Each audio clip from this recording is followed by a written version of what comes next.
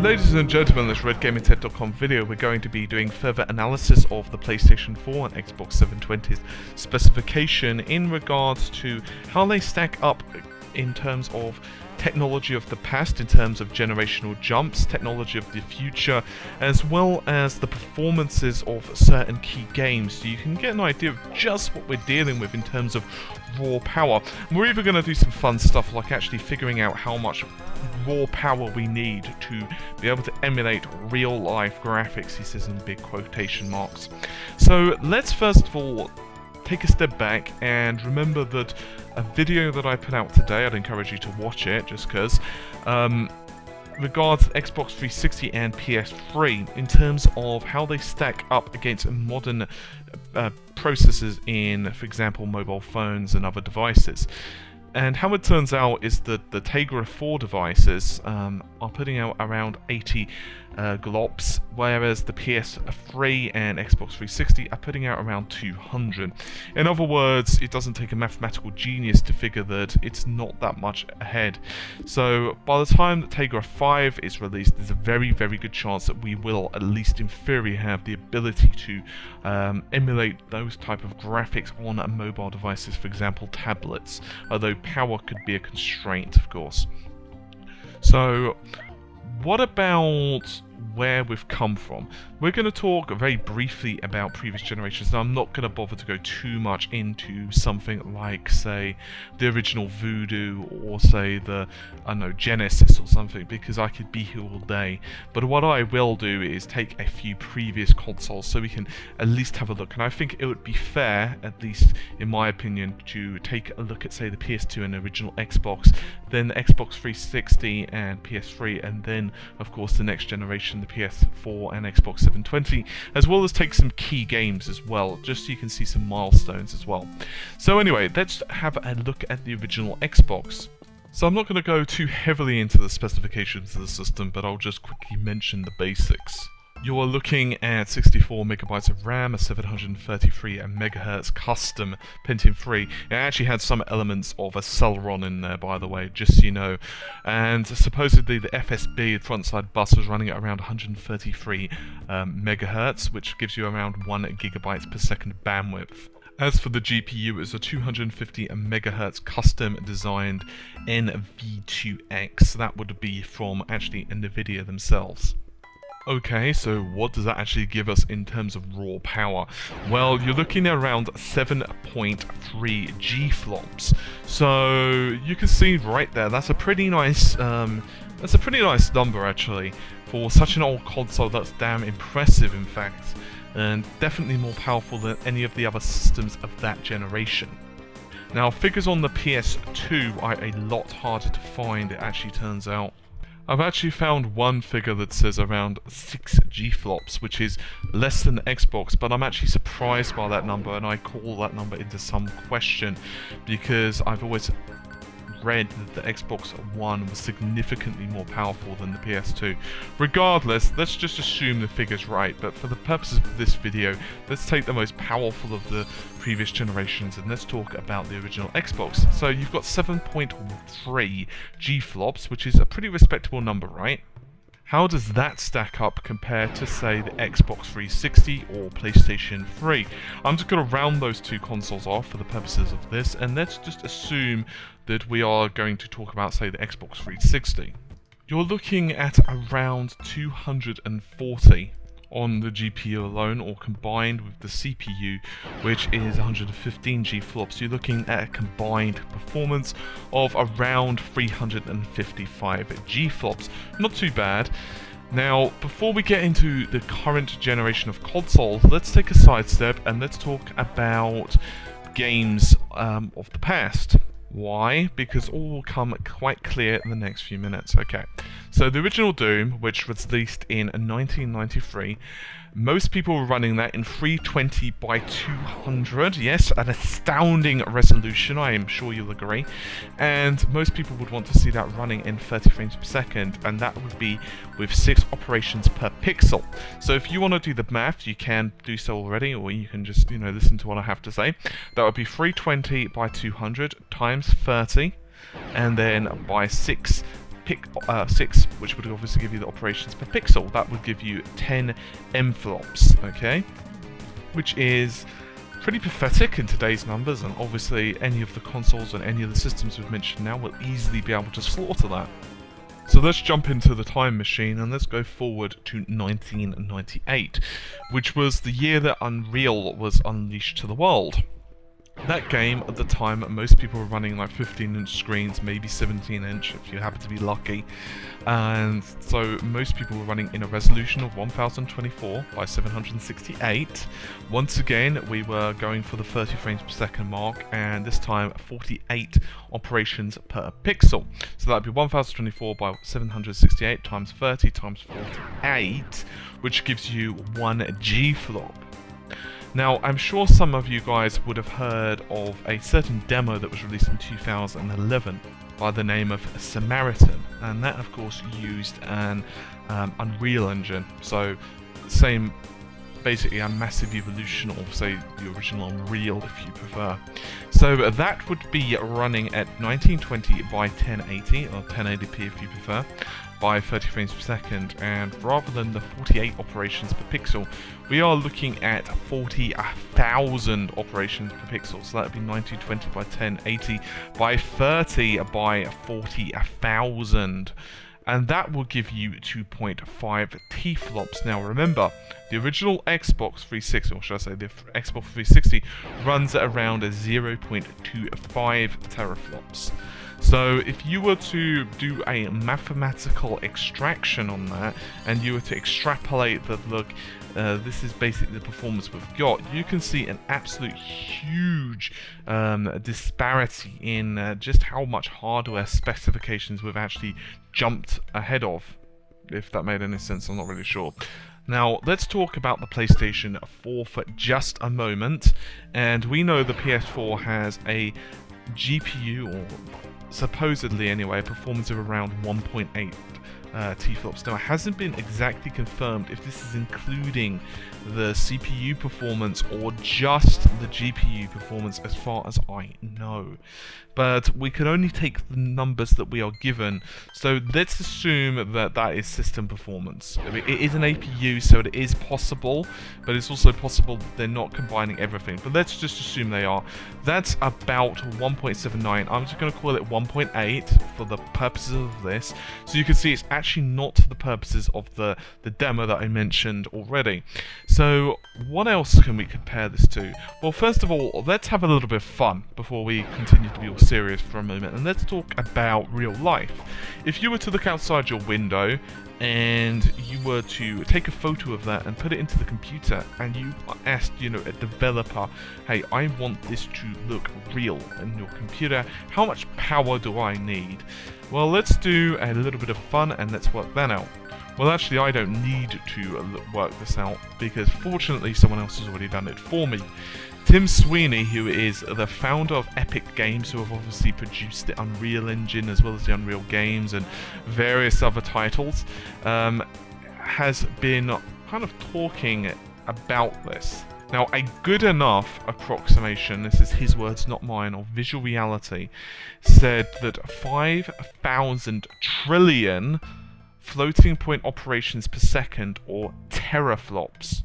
So once again, the Samaritan demo that I mentioned already has 2.5 teraflops, and he is saying that for real life graphics, for absolute real life, you're going to be talking about 5,000 of them. So that's an absolute huge jump from what we currently have.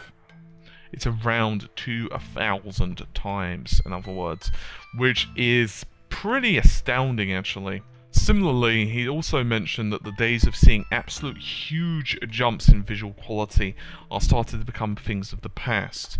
Now, that doesn't mean that suddenly, it's going to take 10 years to go from, say, game quality A, and then, 10 years later we're going to see like 25% improvement in quality or anything like silly like that. But for a long time, we saw absolute massive jumps in performance quality. Now we are still seeing it, but it's slowly starting to kind of fall over a little bit. In fact, I haven't really done much research into Moore's law, but apparently there are dangers that it's going to start breaking somewhat, although I'm not too sure on exactly how, so I don't want to go too much into it in this particular video, just because I don't want to give any misinformation to you guys. Now obviously, in reality, this is a very, how can I say, black and white comparison. It doesn't have any shades of grey whatsoever. For one, it doesn't take into account certain, let's go caveats, say texture quality or anti-aliasing that developers may want to use, anisotropic filtering. It is just a rough approximation of power. But that's really all you can worry about. You know, we need some kind of constant to actually be able to measure things. It's that simple, really. But in reality, of course, it is a lot more complicated than that. Because if you were to actually take a look at the GPU power, or should I say the combined power of, say, the previous generation to this one, you're looking around 7.2. That figure does change quite substantially depending on, you know, whether the PS4 CPU is actually being counted into this equation and so forth as well. So it's kind of really up in the air. I've heard figures, estimates, shall I say, ranging from 6 all the way up to like 12. But I'm just going to stick with the figure around 7, because if it's any more than that, it just turns out to be a pleasant surprise, really. So, however, in terms of RAM, we're looking at a huge jump forward. We're actually looking at 16 times the amount of RAM on the previous generation consoles. This is actually talking about main system memory, by the way. We are not counting buffers and various other bits and bobs. We're just talking about main system RAM because, you know, I'll be here all day otherwise reciting that information. I think the most important thing here, however, we're going to have a slight digression, a soppy moment, if you will. I think a lot of people, including myself, to be honest, because I'm really into the tech, as you guys know, but I think it's very important to not get bogged down. Oh, by the way, I'm going to quickly make an aside for a second. One of the reasons I'm not really talking about the Xbox 720 too much is because its specs are rumoured very heavily. In other words, for all we know, its graphics system could be substantially more powerful. But as it is at the moment, of course, the PS4 has quite the advantage. But anyway, as I was going back to the previous point, I think it's very important for us as consumers, gamers if you will, to not get too heavily bogged down on, let's go with performance. In other words, you know, just what it means to you. For example, I'll give you a really simple example. I recently bought a new graphics card. I did the research, of course, you know, as a good consumer does. You always do your research before you buy, you know, an item, especially when it's fairly expensive. And I've set it up, installed the drivers. I still need to finish the overclocking guide. I know, I'm sorry guys, I will do it, I promise. And of course I did some tests, made sure it's stable, and I figured out, you know, the rough overclocks I can get. I haven't completely fine-tuned it yet, I haven't had time, but you know, I know roughly what I can get out of it on boost and so forth. And that's pretty much it. I do occasionally, because it's new and shiny, do the odd, you know, fraps test here and there, or whatever application I happen to be using at the time. But honestly speaking, I don't really think to myself, wow, overclocked, this card's doing this. No, I just think to myself, wow, sweet, crisis, I'm just going pew pew pew. In other words, as long as it looks fine, performs fine, when you're gaming, you don't really care. It's like, you know, when you've got the new Xbox 720 or PS4, you're not going to really think to yourself, wow, you know, the computational performance on this thing must be immense. Okay, there are certain moments, for example, when I played God of War 3, I think it was on the PS3, as well as Uncharted, there was an Uncharted moment as well.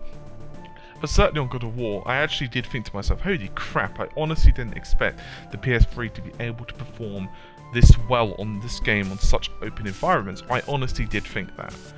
But generally speaking, you don't think that when you're playing the game. You just want to see the rather impressive graphics. You want to, you know, be immersed into the gameplay, and that's how it really should be. You know, okay, sometimes you do obviously come to, say, this channel for graphics comparison versus PC or versus another console or whatever, but that's just out of curiosity, so, you know, you just want to see it. In reality, however, when you're shooting aliens or you're, you know, racing around the track at 200 kilometers an hour or whatever you're doing, you don't really care that much, at least generally, unless the games are really bad looking, you know. I just want to point that out, because what we're really going to be seeing now isn't just a tool to look better, which is one of the things I'm trying to emphasize a lot recently on my videos. I know I may be kind of in danger of, what's the word, overcooking the egg, maybe, in other words, pointing it out a little bit too much, but I don't want you guys to get to the point where you're just focused upon the graphics. And this is a very dangerous situation to be in. I don't mean dangerous as in, you know, you're going to die or something. I just mean dangerous as in you become very desensitized to what other improvements in the game are going on. I'll give you an example of this. Let's talk about BioShock Infinite for a moment, if I may. And it's very easy to look at the graphics in that and to think, yeah, they're pretty damn good. You know, there is definite, you know, great artwork in there, and, you know, good character animations and blah blah blah. But honestly speaking, if I had to be brutally honest, it is not the best game that I've ever seen. It certainly is very pretty, and in its own art style, it looks very amazing indeed, especially on PC with everything turned up. A 1080p with anti-aliasing, anisotropic filtering, with a decent graphics card, so you've got a good frame rate.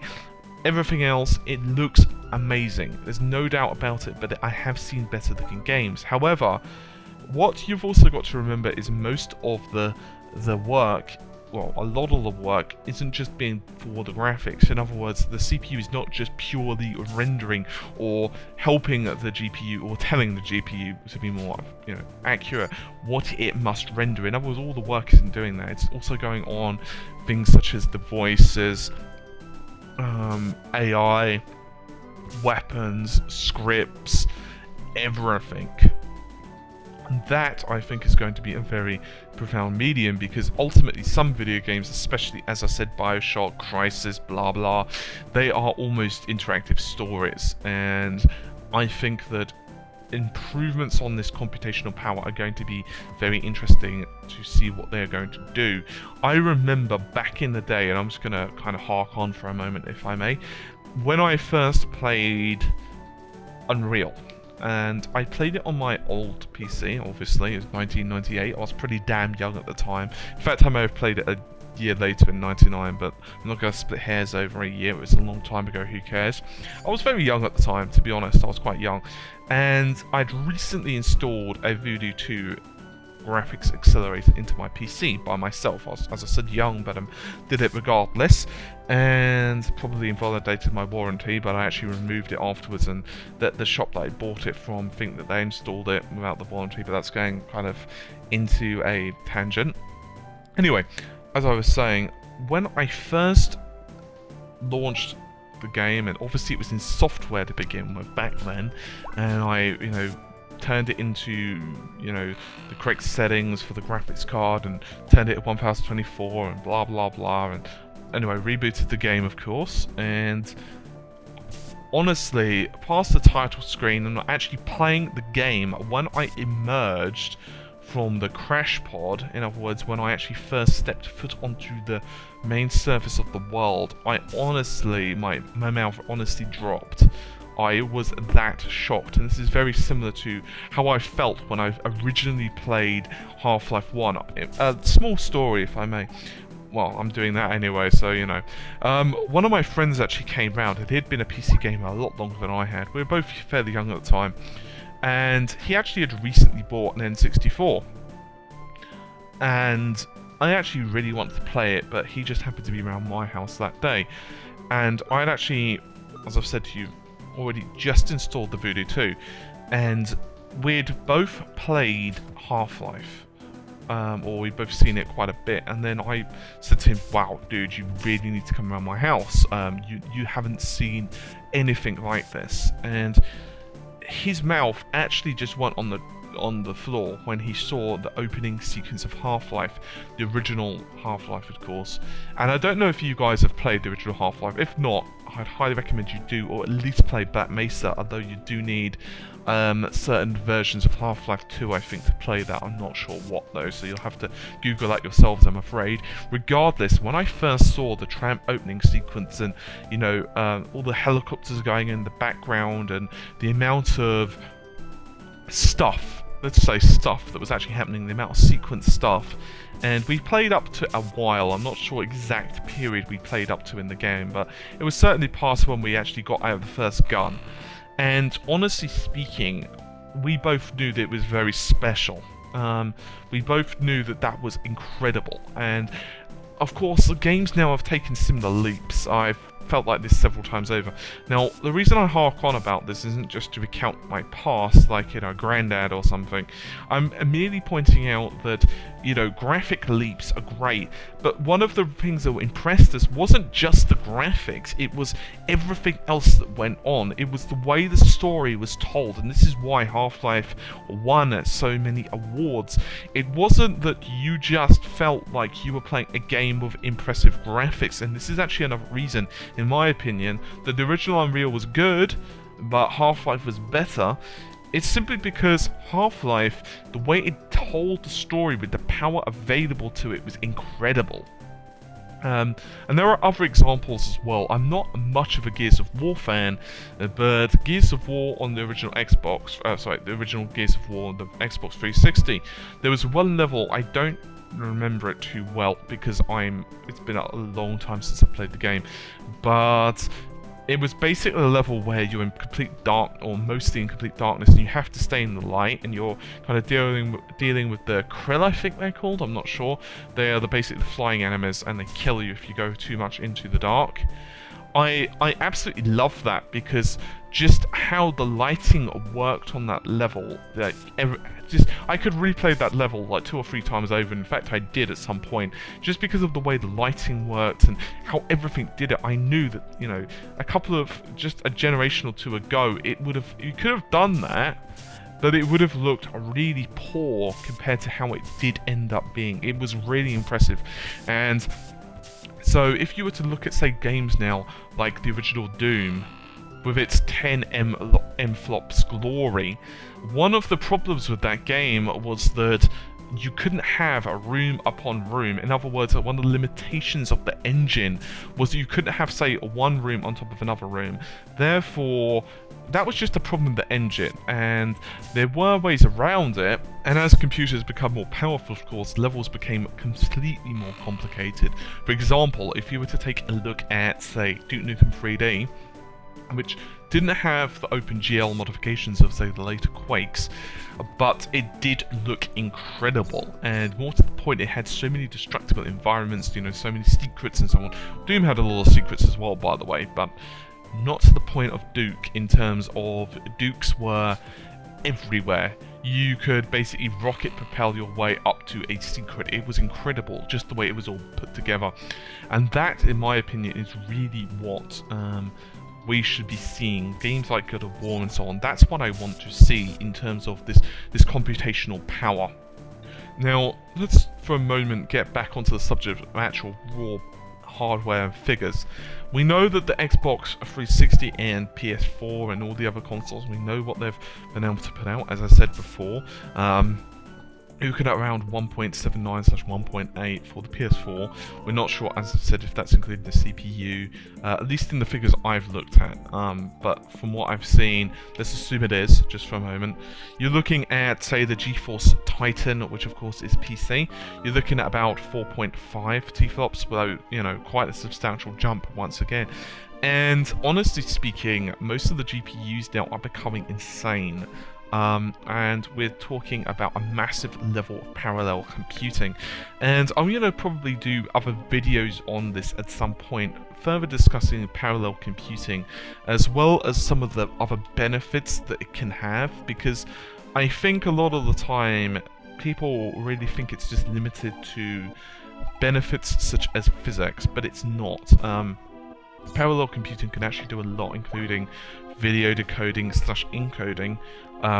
It could do things such as post effects, and even stuff such as artificial intelligence is starting to become very much, well, I wouldn't say a hotly debated, but it's certainly going to be probably implemented at some point, which is of course one of the reasons that Sony did go for the APU design, so that the GPU, or in this case the Jaguar, the GCN cores, graphics core next, could actually help with this type of performance. Because what we're going to really be seeing is an amalgamation over the next couple of years, maybe 2 or 3 years, at least according to AMD and other experts. It's certainly not confirmed.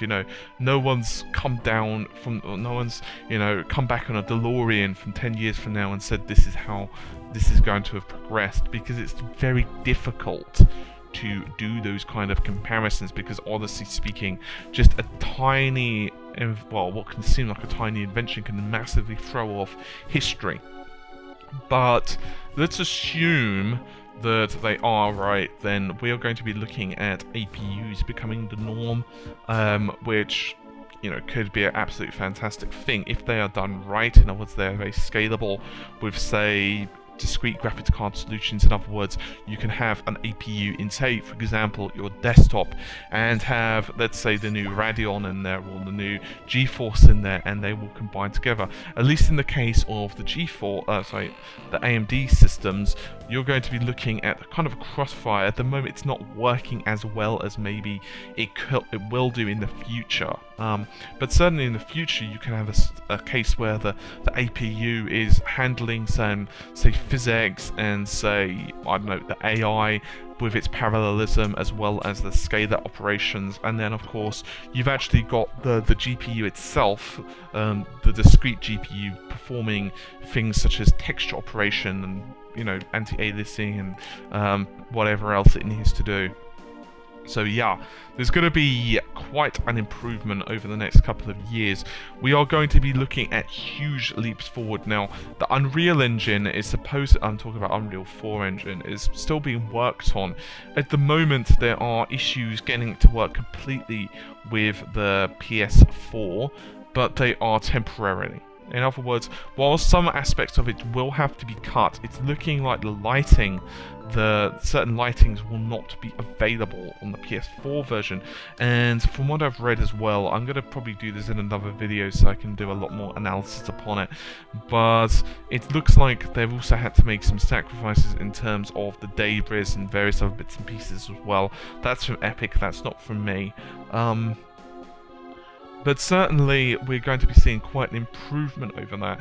Just how much we're going to really, jump forward on the PS4 / Xbox 720 hardware is unknown. In other words, just how much. Some people are actually somewhat disappointed with the leap in the technology, others aren't. Developers themselves are very happy about the amount of RAM. That's for certain. That's a given. We all know that. And that's going to be really good for texture quality as well, which, it's been, to be honest with you, it's been awful. Certain games, I don't know. I honestly, when I saw them, I honestly thought that there was Vaseline or something on the screen in some cases, because especially when you start getting the distance, that's one of the reasons as well that you're seeing a lot of texture pop up as well, because the graphics systems just simply cannot handle it. It's just really bad. Or for the Xbox 360 and PS3. As I've said, I'm not besmirching them. This is not anti-consoles at all. I'm just simply giving the facts. And to be honest with you as well, there are certain limitations on PC that have been fairly annoying as well, mostly because of the same issues. They've been very much designed around consoles, and there's also certain programming techniques. For example, we're still waiting for the next derivative of DirectX to be released. when that's going to be done, when, you know, what type of new functionality we're going to be seeing in there is very difficult to know. It's not actually been too long ago that we actually really made the jump from the old style GPUs, which actually had, you know, individual shaders which could only do one type of operation, and now we're of course seeing, you know, the streaming processors type of affair, where those processors can do pretty much whatever they need to do. So it's a lot more efficient, and efficiency is another thing. And I just want to quickly say this before I close off the video, that a lot of times people really get into the overall performance of something, in other words, just how powerful it is, and that could be very, very, very tempting indeed. Unfortunately, the truth of the matter is that just massively jumping forward in terms of raw power, it sounds sexy, I know. Everyone wants to say that, you know, they own a system that can do X, and it sounds really great on paper. Unfortunately, we are getting to the reality now, or shall I say not unfortunately, you know, actually a good thing. We're getting into the reality where it's actually a more effective, quite often, to go the more efficient route, the more efficient rendering, the more efficient GPU calculations, and the more efficient memory systems. For example, I'll just use a complete example. Clipping items that are out of frame are becoming increasingly important. For example, you don't want to, I don't know, draw the entire building, just for example, on a flyby, if that building doesn't actually really need to be fully drawn. For example, let's say that building is 3D.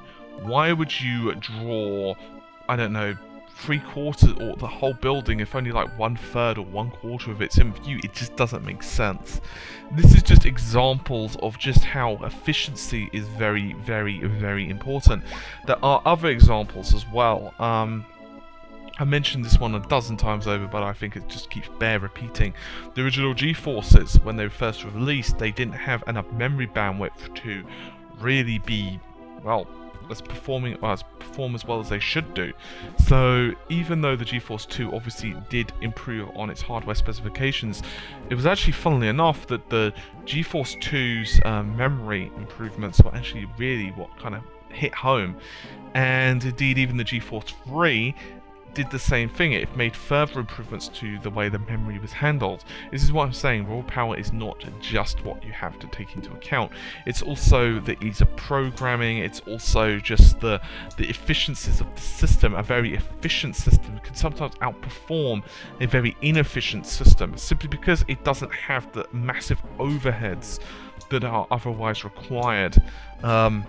And this is one of the reasons that consoles are still competitive. For example, the PS4 will be competitive to a high-spec PC at the start, because not because the PC is more powerful, it's just because of the efficiencies on that GPU and CPU and the system architecture as a whole, as well as the coding for the games. They can get the most out of the hardware, simply because that's all that hardware can do. It has been specifically designed to work together, and therefore they will be able to do a lot more with it than, let's say, if you had that hardware in your PC. So anyway, this has been a bit of a, well, I don't even know what this has been. This has been a bit of a tour, if you will, on GPU and CPU and everything else. Certainly not as in depth as maybe I was going to go originally, but this has already been a fairly lengthy video, so I might have to make a second part. I could easily go on a constant tangent, but I don't want to make this like an hour and a half lecture kind of thing. So yeah, hopefully you've enjoyed the video. In case you're wondering if you're a regular viewer or you're, you know, first time, then I will be producing a lot more stuff over the next couple of days. Still to come is explanations on anti-aliasing and anisotropic filtering. I need to do some overclocking guides. I have a couple that I need to do. I have a crap ton of Let's Plays I need to finish, as well as some reviews that are somewhat pending, as well as some other bits and bobs as well. So I'm going to be a busy bunny over the next couple of weeks and months. Anyway, hopefully you've enjoyed the video. As usual, if you have any questions, I'd highly encourage you to post them. You can by all means leave comments on the video. You're of course free and welcome to do that. I may not respond, not because I'm rude. I know I say this in every video, but still, it's not that I'm, ignoring you or whatever. It's because I have so many videos uploaded and I am really busy trying to research and so forth. So it's not that I'm ignoring you. What I'd recommend you do, I do try to respond to comments, I sometimes do, but what I recommend you do, if you have a direct question, post it on Facebook, either message or leave it on the wall. It's totally up to you. That would be facebook.com/redgamingtech, or you could send a direct message on YouTube. It's completely up to you. I may well actually start doing videos based upon questions, if the questions are fairly lengthy, because I've actually had some questions that it actually took me quite a while to respond to, if I'm honest. I was typing for a good, 20 minutes or so to actually do the research, so it might actually be substantially faster and benefit more people if I just do it via video form in some questions, but I haven't really decided yet. Anyway, take care, and once again, hope you've enjoyed the video. I will hopefully see you around soon. Have a great day. Bye for now.